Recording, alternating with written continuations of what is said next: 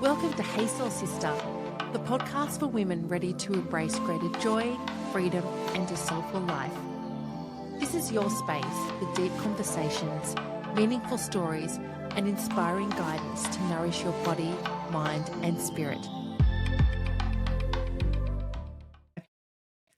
Hey, Nick, thanks so much for coming on Hey Soul Sista. Oh, thanks so much for having me, Mel. It's so wonderful to be here. Yeah, I love it.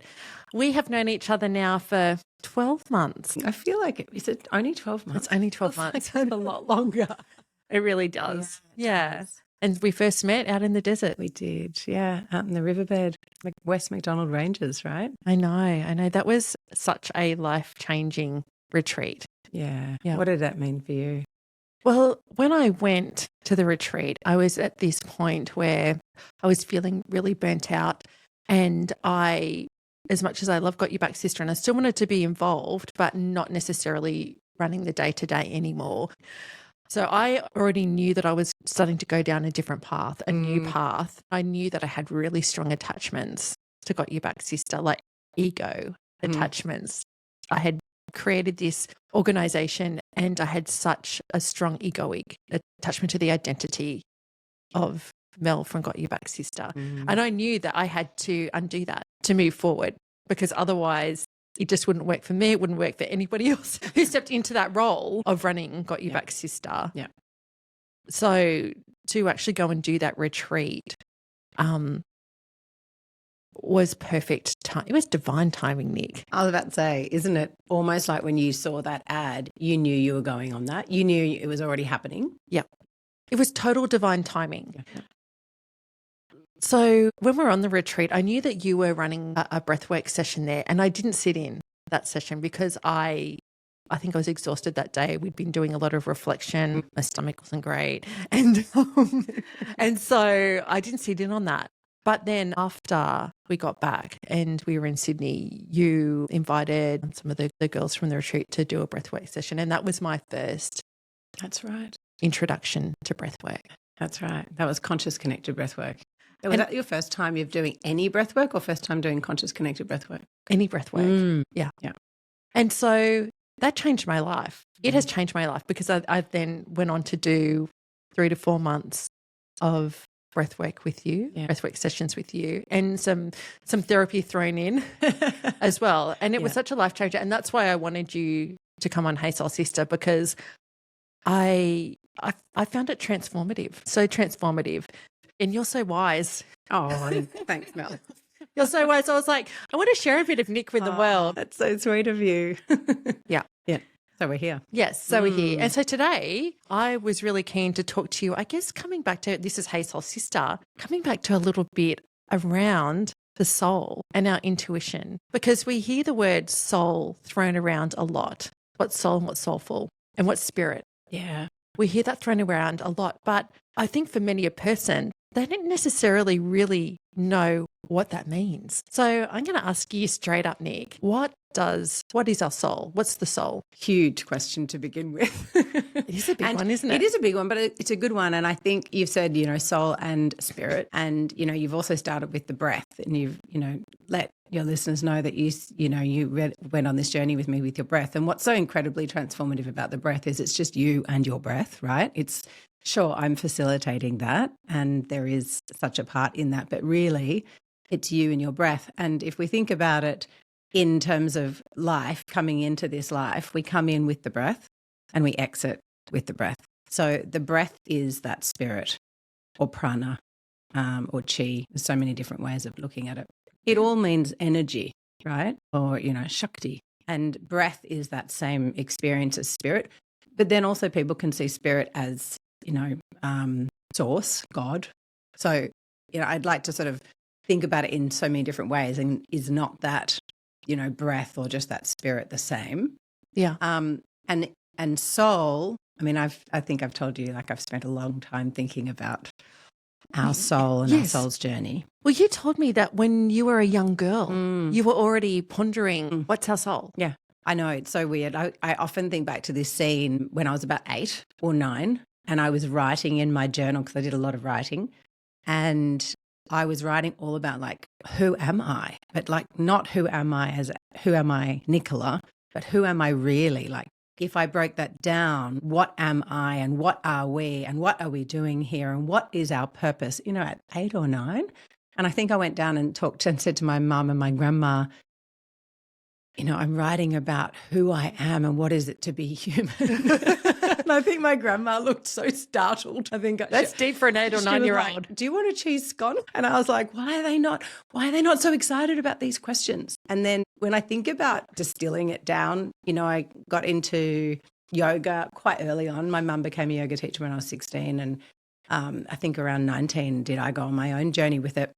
But they have a really beautiful way of describing consciousness or source or God, and then the soul in that. And that's the ocean is consciousness, and that the soul is the drop in the ocean. So you can separate a drop from the ocean, but it's always part of the ocean. So, you put the drop back in the ocean and you can't see the drop. So it's all part of the same. So if we think about, whether people believe in God or source or spirit or just a conscious energy, we are the souls of that conscious energy, all experiencing. So we're a part of the greater consciousness of the universe. We're a part of the greater consciousness of the universe. Yep. Having a human experience. Having a human experience. So I remember years ago, I was at uni at the time, we used to run home at lunchtime, drive home at lunchtime to watch Oprah. Oh. We were so into Oprah. Yeah, right. Yes, because she was the first person that I saw that was really talking about self-development and personal development. And me and my girlfriends, we were so into that. And we were, late teens, early 20s. Yes, early 20s. Yeah. And I remember she had Gary Zukav on there, and he wrote the book The Seat of the Soul. And I remember he described the soul as it's our mothership. And he said that we are all going forth through life, and that our soul is the mothership, and around the soul, the other little ships that are part of the fleet are our personalities. Right. But actually it's the soul in the mothership that is guiding us. And so really it's about connecting the fleet, the personalities, all those little parts of us, human parts of us that make up who we are, that we need to be always in connection with the mothership. Because if we're in connection with the mothership, that will guide us. But sometimes boats in the fleet aren't in connection with the mothership. They're going out this way, or they're shooting off arrows. Well, that reminds me of internal family systems, which we've talked about and worked with a bit. And that soul is self-energy. Yeah. And all the parts of us are those little ships, or sometimes big ships. Yeah. They think that they're leading the fleet, and when they can turn towards the self-energy, the soul, go, oh, you've actually got this. Yeah. Yeah, that's kind of cool. I like how all sorts of different philosophies always seem to interconnect. So back then when you were young, you were 8 or 9, and you're wondering about life, about soul, who were you as a human? What do you think it was that got you thinking that way? I think it's such a great question, and I don't think I'm going to have the most rewarding answer, because I think it's so hard to pinpoint, but I've thought about it a lot, like why was I questioning that when other people weren't? Maybe they were, but I wasn't. No one was speaking about it at 8 or 9. I was a massive reader, which I definitely think, I would just spend most of my days in books. Like I was under couches reading, up in trees reading. And so I think I started listening to different perspectives from such an early age and started questioning things. I wasn't really scared of trying any books. I was probably trying books probably quite beyond my years. So I think being a reader, I was a big talker. And so I asked a lot of questions. And I think from my memory, my parents really kind of entertained those questions. They were like, great questions, or that's a nice thing to think about. So I think it was just encouraged, but there was a real knowing at a very young age that it can't just be this 3D. It can't just be like waking up, eating cereal, going to school, coming home. Like it can't just be that. And I think, I went to a couple of churches when I was little, and I sort of stood in awe of the sound and the stained glass, and sort of going, so all these people are saying that all this God stuff is real, and we weren't overly religious at all. I mean, we were christened, but we went to the church at Christmas or something. But I kind of went, there's something else. But that was when I was little. And so that curiosity that you had at a young age, how do you see that maybe shaped your life? because you have gone down a very soulful spiritual path with your work, becoming a high school teacher, but then qualified high school teacher, but then also, what did you teach? English. Oh, Yeah, English and drama. Yeah. that makes sense. Yeah. I actually wanted to be an opera singer at one point. I was actually really good. And then I self-sabotaged, so I lost my voice. Really? Yeah. We're going to karaoke one time. Oh, yeah.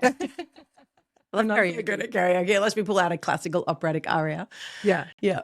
So how did you, I guess, go down that path? I think yoga has a massive piece to play in that. I think, we were talking about intuition as well, and how that sort of starts, and how do we start listening to it, or how do we start noticing that might be happening for us, because I believe we're all intuitive beings, but, how did I start plugging myself into that? I think my mum becoming a yoga teacher when I was 16 and coming home from school and her chanting in the lounge room and my friends going, what are you doing? Just don't worry about it, Yeah. Shut the door. Yeah. And then me being really curious, like, what are you doing and what does that mean? And, why would you do that? And what does it do for the body and what does it do for the soul? And then I went to university and did my arts degree, and I studied all philosophical subjects like, philosophy and sociology and the art of living and dying and what it is to be. Yeah. So was, exposed to so many amazing philosophies at that point that I felt like I plugged in, electrical socket and just was like, the world is so much more. Yeah. Mm. So what does life look like then for people that are having the human experience but are not necessarily, they may be disconnected from their soul? I think it's an interesting question, because it's a paradox, really, isn't it? Because it's like, if we are our soul, how are we disconnected? But I think this world that we live in, especially in the West, in capitalism, consumerism, materialism being the dominant force, that's the disconnecting part.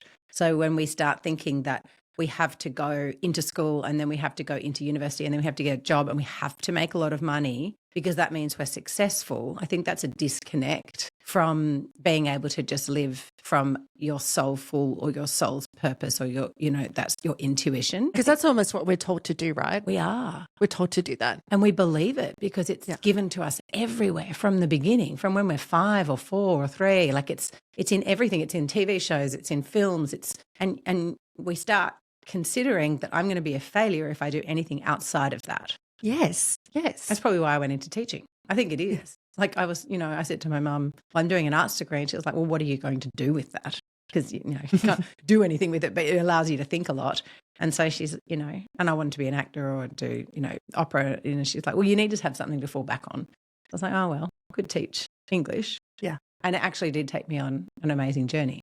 But I think it's part of that. It was like, but I have to go and do that because I have to earn money, which is part of the human experience. We do have to earn money, but it's like, you have to survive. We do have to survive. We do. And what if making money meant doing what I feel so passionate about that it doesn't feel like work anymore? What if making money was not the only thing that was driving me, right? And I think that sometimes we get disconnected from our intuition because our intuition might be telling us to do something so wildly different that it's very scary. And then when we get into that space of fear, we come from a space of fear, we come from a space of lack, and we do everything from the drama triangle where we're either rescuing, perpetrating, or playing a victim. Yeah. So what about the ego? I knew you were going to ask me about the ego. I'm going to ask you because it's one of the things that I guess I'm constantly reflecting around. Am I saying that, thinking that, doing that from an egoic place, from my ego rather than my soul? I ask that of myself a lot. Yeah, I know you do. Yeah. So I'm curious as to, when do you ask yourself that? I ask myself that when I am doing something and I feel like, are people watching? What are they thinking? Yeah. That's, and then I go, hang on, is that because that's coming from my egoic place, from my ego? Because if it's coming from my soul, well, then it doesn't really matter. Yeah. What people think. Yeah. It really doesn't. Because I'm doing it because I feel within myself that it's the right thing to do, or it's aligned with what I believe, or, the purpose of what I'm doing. Yeah. So I think you just answered your own question, which I think is beautiful. I see, that's what you do to me. You ask the right question in the right moment. Like, okay. Because and I'm just going to speak back what you just said, is if I'm doing something and I'm questioning whether people are going to be talking about me in some particular way, I'm making a meaning out of it that is, if I do this, I'm not lovable. If I do this, I'm not worthy. Right. And that comes back to that core belief that you've created somewhere along the line that is not true but feels very real. And then if you can get out of your own way and come back into alignment, because that's a meaning I'm making out of it. So it's not true. It's a story. It's a story. So I often go, what is the story I'm telling myself right now? Yeah. Yeah. I even call up somebody, I go, you wouldn't believe the story I'm telling myself about what you think about just what just happened. And they'll be like, tell me. And I tell them and they invariably laugh and go, that's the most ridiculous story I've ever heard. And you go, yeah, it is. Yeah. And that's where I was coming from. Yeah, those parts of me or the ego self or, not my aligned intuition. Yeah, it's coming from the fear space. Yeah, it's coming from the fear space. You got it. All the stories. Isn't it funny sometimes when you think about a story, even somebody might tell you a story, they're like, I think this is going on in a situation. And you're like, I don't even know how you came to that conclusion, but it's their fear stuff. And I know that I am aware now that of the times that I do that. Yeah. And there's a million different stories we can create out of fear. Yeah. And there's just one truth. Yeah, absolutely. I'm just going to share a story because I think this is an example and it's probably something that we've all done, I think. So we're organising a lunch with some of our team that's coming up. And I was like, I hadn't heard anything about the lunch. I don't know what's happening with it. I better call the team and find out. And the story that before I spoke to them, the story I started to create in my head was, maybe they're not including me. And I started to go down that path and I'm like, I just need to call. And I realized it's because I hadn't spoken to anybody about it. I hadn't gotten that far to organising it yet. But I had started to go down that spiral, right? The little ego thing going, oh, they're leaving me out. Yeah. And what would you have felt in your body then if you had allowed that to continue? Yeah. Yeah. And I think everybody does that because everybody's had the moments, they look at social media, oh, that person's doing that and I wasn't included or I wasn't invited. Yep. And usually there's a reason why. It's actually not about that person is being excluded. No. It's because actually those two people were old school friends. I hadn't seen each other or one of them's having a hard time and just really needed a one-on-one. And you know what I mean? Or there's something that doesn't necessarily mean that it was about you. Generally, people aren't thinking about you or me. They're not trying to leave us out. Yes. They're just doing their own thing. And I think it's so interesting what you said, and we can allow that spiral to get bigger and bigger and bigger. And the more we give it traction, 17 seconds apparently, another thought will join it that's along the same lines. 17 seconds. Yeah. If we entertain that negative spiraling story, another one joins it. And then you've got a whole storm of stories where you are the outcast of the whole movie and no one likes you anymore. So just by noticing it and going, I can see that spiral. Hi, spiral. I can see you. Just by doing that, you create some space and distance and go, I'm here. That's just a story world. Yeah. Yeah. Being able to stop yourself, that's the key, right? Yeah, it is. That's the hardest thing. And by saying it's the story I'm making out of, I think Brené Brown brought that into fashion, the story I'm telling myself. Yeah, okay. Or, the meaning I'm making out of this is, as soon as we can do that, we can start bringing ourselves back into alignment, which is what I believe is our soul or our intuition or higher self. I love that. So that's what because people say that all the time, is that aligned or am I in alignment? I mean, that's what that means. Yeah, that's what it means to me. Absolutely. And when I'm in alignment, I know that things are moving effortlessly and feeling effortless and feeling like we're in the flow state where time sort of seems to disappear or we collapse time in some way. And when I'm out of alignment, everything feels sort of jerky and discordant. How good does that feel when that happens? Isn't it? Yeah. It's amazing. And I think then that's something that we all feel from time to time. You know it and you go, I know I'm on the right thing here. It's effortless. Yeah. So that's when you're in alignment or in connection with your soul, you would say. Yes, I would. And I always see the number 108, which is the yogic number, so like 108 mala beads on a mala, or there's so many different iterations of 108, and I always see 108 when I feel like I'm in alignment. I don't know if that's just, biased, but what do they call it? Confirmation bias, or maybe it's really just appearing for me. Maybe. Yeah. It's like a lot of people like the 1111. Yes. All the angel numbers. All the angel numbers. Yeah. Do you think that's a thing? Well, it's so funny, Mel, because I was at a cafe the other day and I was thinking, I've got to go and see this healer that I haven't thought of for a while. And I was like, I really need to go and see her. And I was like, oh, that's just my intuition coming up, right? And then in the cafe I was in, the waitress turned around and on the back of her jumper was angel numbers, listen to your intuition. And it had the angel numbers. And then the healing woman that I was going to see walked into the cafe. I love that crazy stuff. I say that crazy with no judgment, but I love it. I mean, I don't think that I could make that up. You know, that was just, it was like there, listen to your intuition was the message. And then she walked in and I walked up to her and said, I need to make an appointment with you. How easy was that? Yeah. Yeah. That's the synchronicity. Yeah, that's the synchronicity. Yeah.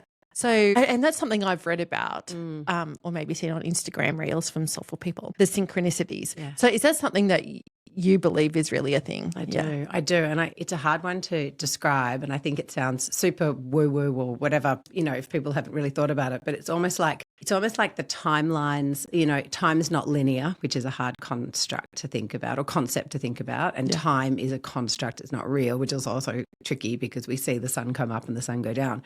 But I find that when the synchronicities all collide, it's like things that you've already thought and things that were going to happen just come together and it just unfolds. I mean, that's what I feel like took me to Bali and took me to work at Green School. It was, I knew it was going to happen before it happened. Yeah. So just quickly for people that don't know, what's Green School? Oh, Green School is an international school. You should check it out online because it's absolutely beautiful, all made out of bamboo, architecturally designed. And it's a school that's educating for sustainability. So it educates kids from the ages of 3 all the way to year 12. And I worked there for 8 years and became the head of the middle school. Cool. Yeah. It's also where I became a counsellor. I did a lot of things there. So you did a master's in counselling. I did, yeah. Yep. And you did that while you were there? I did it while I was being the head of middle school. Oh, that's amazing. I went to uni last year and this year and started postgrad psychology and just trying to fit that in. I know. It's a lot.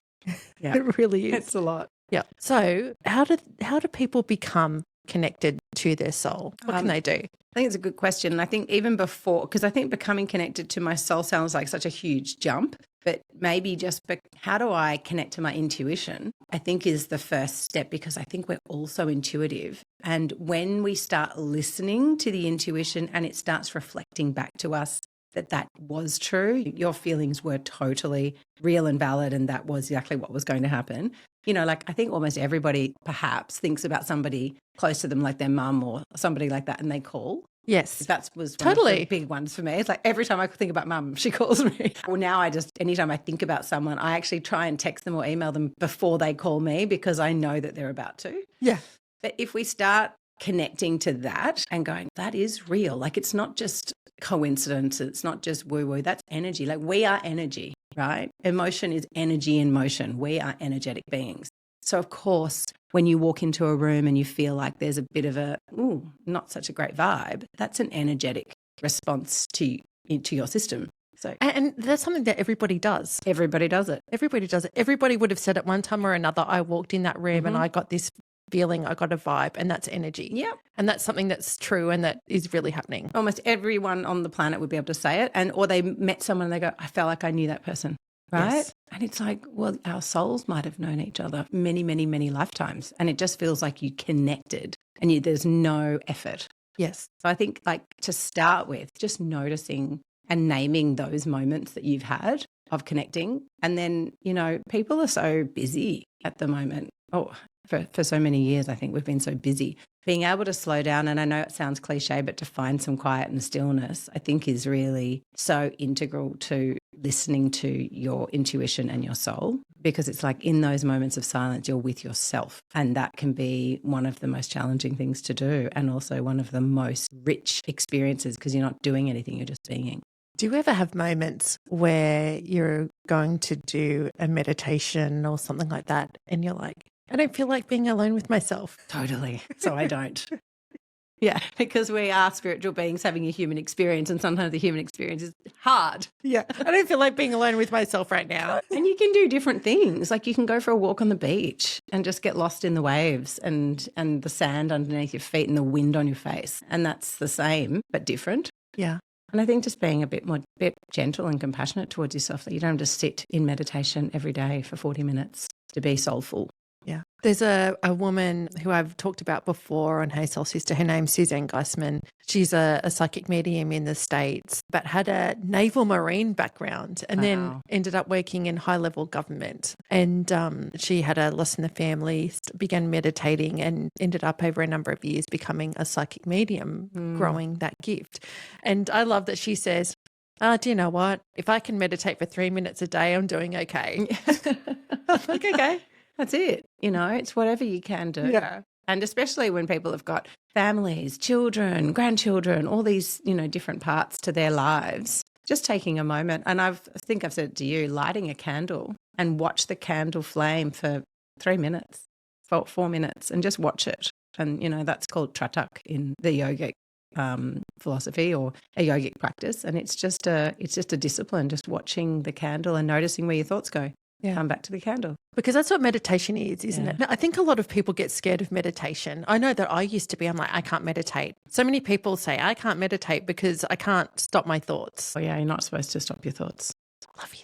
One of my daughters said the other day, I've been trying to get them to learn for a long time. Are you ready to learn meditation? And my eldest was like, yeah, because I've got to do the HSC now. I've got to do all the things. I've got to get everything right.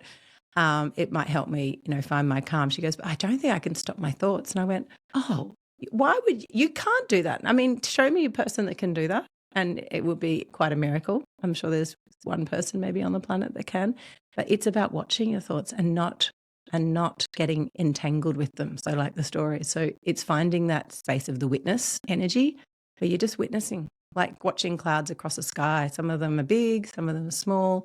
They come and they go, and then just coming back maybe to your breath, just coming back to that spirit energy, just the breath. Yeah. That's one of the best things you've taught me. I really love that, is witnessing your thoughts, because by witnessing my thoughts, I have been able to catch myself in negative thought patterns and go, hang on, you're having that thought again, you're doing that again, catching myself in the moment or going, why am I thinking that way again? Why is that thought pattern coming up? Yeah. And that only happens from witnessing. Yeah, and noticing that the witnessing energy is neutral, right? It's the alignment, because it's like, it's not judging. Yeah. It's just going, that's interesting. I am having that thought pattern again. And if we can come from that space more and more in life, like we're just witnessing things happening, it's like, oh, I don't have to get into the drama. Yes. Yeah. Into the drama triangle again. I can come from this place of witnessing energy, which is a place of love. Yeah. If anybody's interested in the drama triangle, either Google it or reach out and DM me and I can send you some information about that. Yeah, it is interesting, isn't it? We talk about it in Brave Spaces a lot. Yeah. And when people start realizing that they are often operating from one of those a lot of the time, or they move through those different victim, perpetrator, skewer energy throughout their day. And if you think about that, it's like, oh gosh, that's exhausting. What would it be like to step out of that? And it's really interesting because sometimes we do fall into that drama triangle, that pattern with certain people in our lives. I recognize I had a girlfriend who, when I learned about the drama triangle, I was like, oh my goodness, we're in a constant dance of victim rescuer. Yeah. Yeah. And a lot of couples will find that they're doing that as well, the victim rescuer or the victim persecutor. And it happens a lot in families, right? And it's hard to extricate yourself from that. But the first step is the awareness. And that's when you were like, oh, I've got this awareness that that's playing out. I'm doing that. Yeah, I'm doing that and taking responsibility for that. Yeah. Wow, I am playing that role. What would it look like if I didn't play that? What if I stepped out of that? Yeah. It's like the adult parent child. Yeah. Playing the role of the adult, the parent or the child. And what you want to do is be the adult. Yes. Not the parent or the child. That's right. So a similar thing. That's a similar thing. And getting back to intuition, what I love that you talked about that as a first step in having a deeper connection with your soul, in that is something that everybody has. And we hear women all the time talk about, oh, my mum's intuition, my mother intuition with my children. But that's something that's so simple that anybody can tap into. They really and can. start to witness and be aware of that. Yeah. And I think I've learnt to hone it and strengthen it by often not having listened to it, and realised beginning of last year, we went skiing and my daughter was going to go into ski school, but she didn't want to. And she was like, I'm to, like she was sort of like, I don't really want to. And I was feeling, I don't really want you either to go. And I didn't have any explanation for why, but we'd paid for it. So she was like, you've paid for it. Both of us didn't want her to go in it. That it wasn't strong, but it was there. And at about 12 o'clock, I was on a chairlift and I pulled out my phone and I was like, I'm just going to go and check because I think Isla's had an accident. And I looked at it and the ski school had called me. I called them and they said, Isla's had an accident. And I was like, my gosh. And it's so funny. And it's been a terrible accident because she snapped her ACL. So it's been a real, it's a big one for her to have, and she had to stop dance. She wasn't able to dance anymore. And she said, but you know what I've learned, Mum, is that our intuition was so strong. And had we listened to it, we wouldn't have known that we actually didn't have that accident. And I was thinking, gosh, that's a hard way to learn, but it's true. It's a hard way to learn to listen to your intuition. Yeah, but she's like, I'm totally going to listen to my intuition next time and say, I don't want to do this. It doesn't feel right. And I went, me too. And I said, isn't it? It's actually been the most amazing lesson for the two of us because even though it has been a huge challenge for her, it's like, wow, she's really got that sort of deeply ingrained and she believes it. And I think often, we don't get told to believe it because it seems woo-woo or a bit fantasy or whatever. And women especially are like, I've always had that mother's intuition.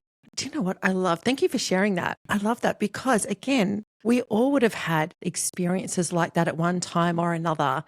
And it just reaffirms, yes, we have the intuition because there's something energetically going on that we don't necessarily understand, but we can call it connection to our soul or something greater or source, universe, God, whatever that is. We all have that. And the material world can pull us from that. It's like, well, you paid for the class, so you better do it. I should, I would, I need to. But we know it. And you hear people say all the time, I knew it. And that's your intuition. And that's that connection. Yes. So sisters, if you're listening, listen to your intuition. You have this. We're talking about having a deeper connection with your soul. You have that. And it's powerful. It is powerful when you are connected. You know that because you feel it. Yeah. And it's like not letting the material, egoic, human, that lower level human part of us pull that away from us. And imagine teaching our children that and just allowing that to get strengthened and strengthened. It's the unseen, but it's so strong. Yeah. Yeah. And it's funny because in the world today, we are seeing the complete opposite of that playing out in the broader world, with all the conflict that's going on in the world at the moment. We are seeing the complete opposite of that. I know. The idea that we've got to go to war to find peace. Yes. Yeah. It doesn't make any sense. And I think it goes against everybody's intuition. Yeah. Yeah. Yeah. Oof. Oh, it's so good though. So what do you believe is the purpose, our soul's purpose? Our soul, the journey that our soul is on in this life? So I've always believed that each one of us is a consciousness or God or spirit or whatever, however you'd like to call it, a fragment of that in form to live out an experience of being human. So, if we think about it in terms of karma or in terms of patterns that I need to live through, my soul needs to go through a certain, amount of things or certain degree of things for it to sort of complete a cycle. And so when negative things have happened, I think or I've made mistakes or I've done things that I regret. I really, truly believe, and I don't feel like this is any kind of spiritual bypass or negating those things. It's like, I think I needed to go through those and to acknowledge them and to then embrace the shadow parts of those or the things that I don't like about them to continue evolving. So I think our souls are here to evolve. And I think that they're meant to go through things in relationship or, whatever it is that your soul's journey is, it's a journey. It's like an odyssey. It's like the hero's journey. We get a call to action. We get pulled to do something. And it's like, it's not necessarily a linear sort of timeline of what's going to happen on that journey. And you don't necessarily know what you're going to get from it. But when you have gone through all the trials and tests and tribulations and found the nectar or found the jewel or the treasure, you've got your mentors along the way and you've come back and you realize, wow, I'm not that person anymore that I was before. So now I'm sort of ready for the next one. So I think our souls are all here to live out different parts of what it is to have a human experience. And that goes from the lowest emotional spaces to the highest. One of the, I guess, concepts that I've been introduced to, and I talk about a bit, is Carl Jung. And he talks about that, reaching a period of time in our lives, and usually midlife. Yep. And I would say I know a number of women that reach midlife 40 plus that all of a sudden are like, hang on, I'm not necessarily feeling that fulfilled because I've been playing out life based on what people want from me or expect from me, expectations of other people, expectations of the world, and that we're trying to meet those. Yeah. And then you reach a point of going, hang on, actually, this doesn't feel right for me. I don't feel fulfilled, or I'm not particularly happy. And I feel like I'm being called to do something else. And I know a lot of women go, I don't know what that is. Yeah, and they're trying to figure that out. Does he call it the second journey or something? I don't know if he calls it the second journey, but he certainly he talks about having a spiritual awakening or a uncovering of the shadow and having a spiritual awakening. And when he says that, he's not talking about religion at all. It's not about that. It's actually about yourself, about your soul and your own spirit, and connecting with that and actually listening to the calling of that, and then going on to live your life, meeting your own soul's calling and your own spirit and your own life. Yeah, coming back to who you really are. Coming back to who you really are. Yeah. And, it's I think that Jungian philosophy is similar to the yogic path is segmented into 4. Like you're a student, then you're a householder, which is living up to everybody's expectations, doing. And then you go into the forest, you're a forest dweller. And in the forest, you turn inward and you become more spiritually aligned. You start considering those bigger questions. And then the last phase is sannyasin, which is sort of, being, maybe enlightened or finding that sense of peace. And I think it's funny because you say, so many women get into their mid-40s and go, what am I doing with my life? And we call it a midlife crisis. Yeah. But maybe it's actually a spiritual rite of passage. Maybe it's your soul calling you back to who you really are, where you can actually go, I'm not doing all those things anymore. I'm coming back to what feels more real. It's not the material world that feels so real. All these things feel real, but actually this is starting to feel more real than anything else. And that can be confusing for people. Totally. Yeah. And totally. Scary. Yeah, because it goes against what we've been told our entire lives. Yes, it does. Because be a good girl, do whatever it is that I want you to do. Yeah. And then all those things might happen and it's like, well, now I don't feel any happier or any more fulfilled. Because I was doing all those things because other people wanted me to. Yeah, and I'm being a good girl. That's one of those parts that I think we've both had, haven't we? Yeah. Totally. We still have. I notice my good girl come up all the time. Yeah. There's a woman I saw on social media yesterday and then on the news this morning, oddly, and it's an American woman and she has started the I Don't Care Club. Oh, have you heard about that? No, I do not. She's like, do you know what? I'm going through the perimenopause and the menopause, and she's like, and my new mantra is I don't care. And I need to find who she is. I think her name was Melanie. I saw Shelley Horton talking about her, the I Don't Care Club. Look that up, the I Don't Care Club. I will.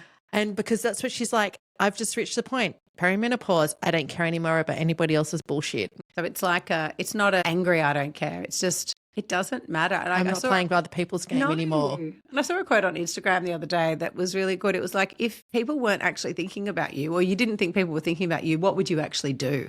And it's like, yes, in perimenopause, everyone's talking about, in my world anyway. And I see it as such a rite of passage. I really do. I feel like it's, I used to lead circles for girls when they were going through menstruation or coming up to at Green School. And it was, I was like, this is a rite of passage. You're leaving your childhood years and you're moving into a different era in your life. And I think perimenopause and menopause get such a bad rap. And it's like, you've got to get on the HRT, or you've got to do this, or you've got to do that, or the night sweats, or it's all so terrible. But it's actually us moving into, I think, a more soulful time in our life. Like, it's like we're becoming the wise old women that, that we used to revere. So maybe menopause can be seen like that. So I want to ask a question. Your higher self, that's something, again, that I hear the term higher self talked about, and it's something that I've done a lot of reading about and, doing sessions with you that I'm learning about. But for women who haven't really heard of that term, what is your higher self? So I think the higher self is really that intuition, that wisdom, that guiding space that sort of might sit underneath the soul if we saw it like in sort of a hierarchy, sort of like, you've got your physical body with its sheaths, and then you've got your higher self around that. And then connected to all of that is your soul, which is connected to source. So the higher self, I find myself talking to my higher self all the time, like, just send me a sign, or just let me know that this is a yes, or, I really need some strength right now. So there's just that sort of wisdom. And I don't know, I see her as a beautiful, wise, older woman, and she's just there guiding. So I think it's really in our intuition. If we had to sort of bring it down to something more tangible, if we start connecting to that, that's you, I believe that's your higher self, speaking to you. And again, that's something we all have. Yeah, we all have the highest part of ourselves. Yeah, it's the one that's leading with integrity, and it's coming from a place that's curious, calm, compassionate. It doesn't have that ego sort of desire to do this, or I'm being thought about in this way, or I've got to have people perceive me in this way and control it. It's just, it's just really peaceful. Yeah. Well, thank you so much, Nick. Oh, thank you. Thanks so much for coming and sharing your wisdom on Hey Soul Sista. Thank you for having me. It's been such an honour. Oh, I love it. Do you know what? I really believe in the work that you do, and you are so wise and soulful, and I love that you are also so giving and sharing. Oh, thank you, Mel. So are you. So lovely to share with you. We all just want to live our best life. Yeah, that's it. Yeah. Thanks, Nick. Thank you, Mel.